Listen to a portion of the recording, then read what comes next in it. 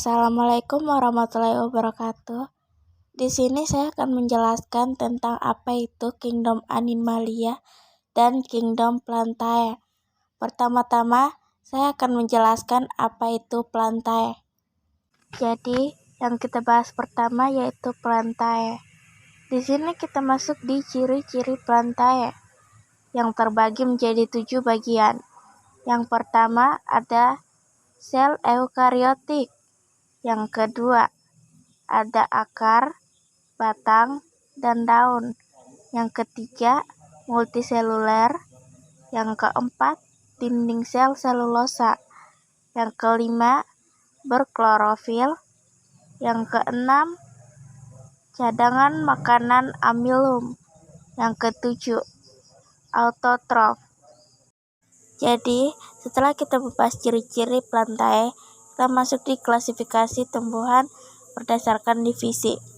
Jadi klasifikasi Plantae terbagi menjadi 3, yaitu Bryophyta, tumbuhan lumut, Pteridophyta, tumbuhan paku, Spermatophyta, tumbuhan berbiji.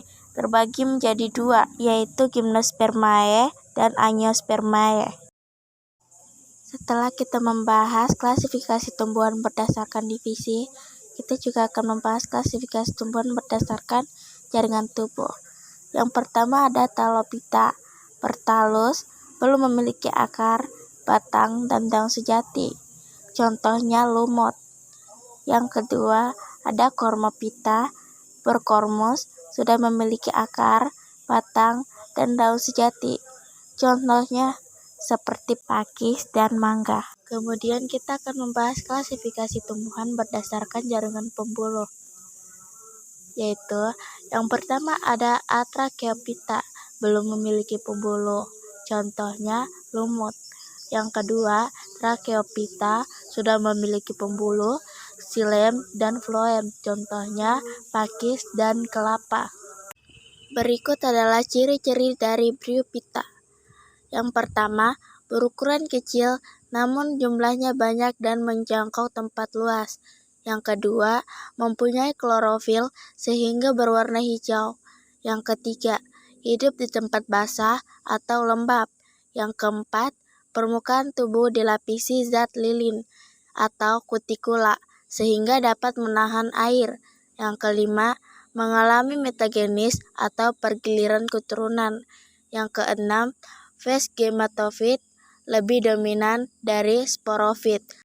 Yang ketujuh, peralihan dari Talophyta ke Cormophyta. Setelah kita membahas ciri-ciri dari Bryophyta, kita juga akan membahas klasifikasi Bryophyta. Yang pertama ada Hepaticopsida atau lumut hati. Yang kedua ada Anthokeratopsida, lumut tanduk. Yang ketiga ada Bryopsida atau lumut daun. Ciri-ciri Pteridophyta. Yang pertama, memiliki daun muda yang menggulung. Yang kedua, pada bagian bawah daun tua terdapat kumpulan sporangium berbentuk bulat kecoklatan yang disebut sorus. Sorus muda dilindungi oleh indusium. Yang ketiga, umumnya hidup di tempat basah lembab, bahkan sebagian ada yang hidup di air. Yang keempat, termasuk golongan Cormophyta berspora. Yang kelima, tubuh mempunyai 4 struktur utama, yaitu lapisan epidermis, embrio multiseluler, kutikula, dan sistem pembuluh angkut. Yang keenam, sporofit lebih dominan daripada gametofit. Setelah kita membahas ciri-ciri Pteridophyta, kita juga akan membahas klasifikasi Pteridophyta. Yang pertama ada Psilophytinae atau paku purba.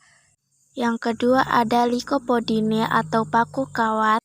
Yang ketiga ada Equisetae atau paku ekor kuda. Yang keempat ada Felicinae atau paku sejati. Klasifikasi Gymnospermae dikelompokkan menjadi 4 kelas. Yang pertama, Cycadinae. Yang kedua, Gingoinae. Berikutnya ada Gryntinae. Dan yang terakhir ada Coniferinae. Itulah tadi penjelasan saya tentang Plantae. Selanjutnya kita akan membahas tentang Animalia. Animalia memiliki ciri-ciri umum seperti berikut. Yang pertama, bersifat multiseluler atau memiliki banyak sel. Yang kedua, merupakan sel eukariotik. Yang ketiga, tidak memiliki dinding sel. Yang keempat, bersifat heterotrof atau tidak bisa menghasilkan makanan sendiri. Yang kelima, mampu bergerak secara aktif. Dan yang terakhir, sebagian besar bereproduksi secara seksual. Setelah kita membahas ciri-ciri umum Animalia, kita juga akan membahas klasifikasi Animalia berdasarkan simetri tubuh, yang terbagi menjadi dua, yaitu radial dan bilateral. Radial, bagian tubuh tersusun melingkar, dan jika dipotong, maka akan dihasilkan potongan tubuh dengan bentuk sama. Contoh radial adalah filum porifera, coelenterata, echinodermata. Sedangkan bilateral, bagian tubuh tersusun bersebelahan dengan bagian lainnya. Jika dipotong, maka dihasilkan bagian yang sama antara sisi kanan dan kiri. Contoh bilateral filum selain filum yang memiliki simetri radial.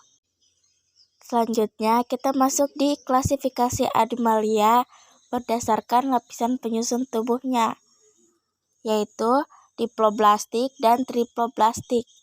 Diploblastik tersusun atas lapisan luar, yaitu ektoderm, dan dalam endoderm. Sedangkan triploblastik tersusun atas lapisan luar, ektoderm, tengah, mesoderm, dan dalam endoderm.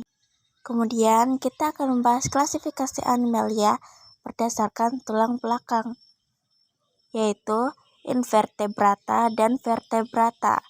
Invertebrata hewan yang tidak punya tulang belakang, dan vertebrata hewan yang mempunyai tulang belakang. Kemudian, vertebrata dibagi menjadi 5 kelas, yaitu Pisces, amfibi, reptil, aves, dan mamalia. Itulah tadi penjelasan saya mengenai Kingdom Plantae dan Kingdom Animalia. Saya akhiri dengan ucapan wabillahi taufiq wal hidayah. Wassalamualaikum warahmatullahi wabarakatuh.